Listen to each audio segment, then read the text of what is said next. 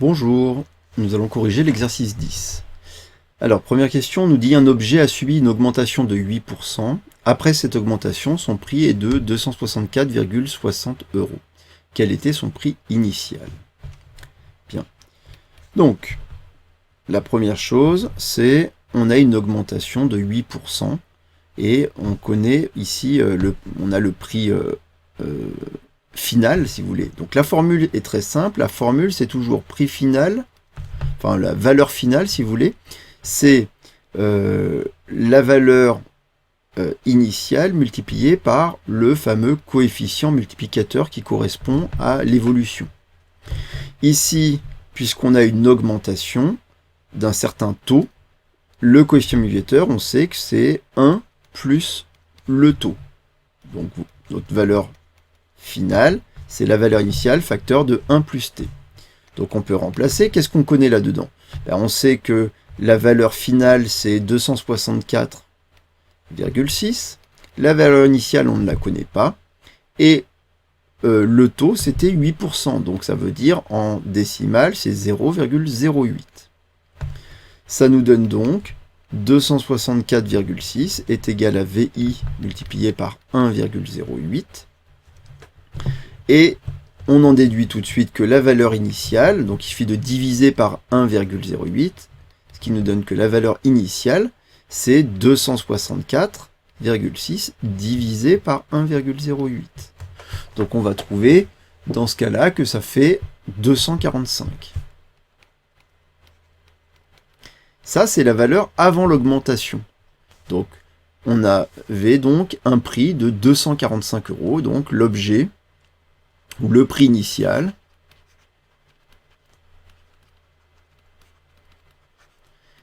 était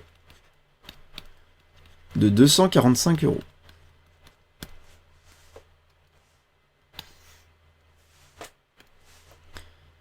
Deuxième question, on nous dit maintenant l'objet a subi dans un second temps une diminution de 24%. Calculez le pourcentage de l'évolution entre le prix initial de l'objet et celui après les deux évolutions. Donc, ce qu'il faut bien comprendre, c'est que un petit schéma qui explique. On a une valeur initiale. On a une première valeur finale, moi je l'appelle VF1, qui après la première évolution. Donc la première évolution, c'était une augmentation de 8%. Voilà, c'est ce qu'on avait. Ensuite, on voit qu'on a une diminution de 24%. Et on obtient une autre valeur finale, la valeur finale 2. C'est ça, deux évolutions successives. L'idée, c'est de savoir finalement, ça correspond à quel pourcentage d'augmentation ou de diminution d'ailleurs en pourcentage. Quelle est l'évolution globale? C'est ça la question qui est demandée.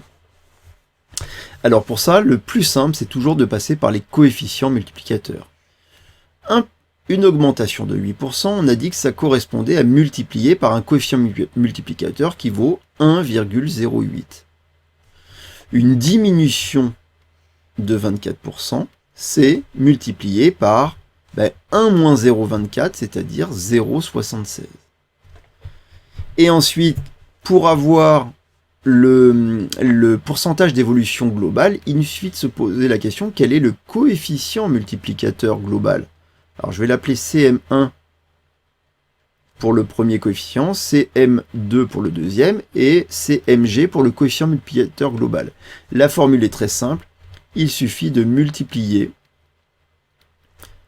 les deux coefficients multiplicateurs entre eux. Oui, ce sont des multiplications. Pour passer de VI à VF2, on a d'abord multiplié par 1,08, puis multiplié par 0,67. Donc le coefficient multiplicateur global, c'est le produit des deux. C'est donc 1,08 multiplié par 0,76. Quand on effectue cette multiplication, on trouve que ça fait 0,8208, comme ça. Et ça, c'est votre coefficient multiplicateur global. Le fait qu'il soit plus petit que 1, ça signifie qu'en fait, on a fait une diminution quand on est passé de VI à VF2. Cette évolution est déjà une diminution. Mais nous, on voudrait avoir son taux, parce qu'en fait, c'est le taux, ces petits t là, t% que l'on cherche, le taux d'évolution. Alors ça va bien être une diminution ici, on le voit avec le coefficient multiplicateur, mais on veut encore sa valeur. comment est-ce qu'on trouve le taux global? Ben, c'est facile, c'est 1 moins le coefficient multiplicateur global, c'est-à-dire 1 moins CMG. Et ça fait 1... pardon, je recommence. C'est-à-dire, ça nous fait... Oui, pardon, je recommence.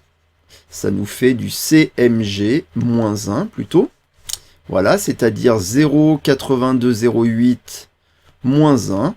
Et on va trouver que ça fait donc égal à 0,1792. Et ça nous prouve, avec un c'est négatif, hein, moins 0,1792. Et ça prouve que notre évolution est bien une diminution de environ 17,95%. Donc, si on reprend la question, calculer le pourcentage de l'évolution entre le prix initial de l'objet et celui des deux évolutions, on peut dire donc le prix de l'objet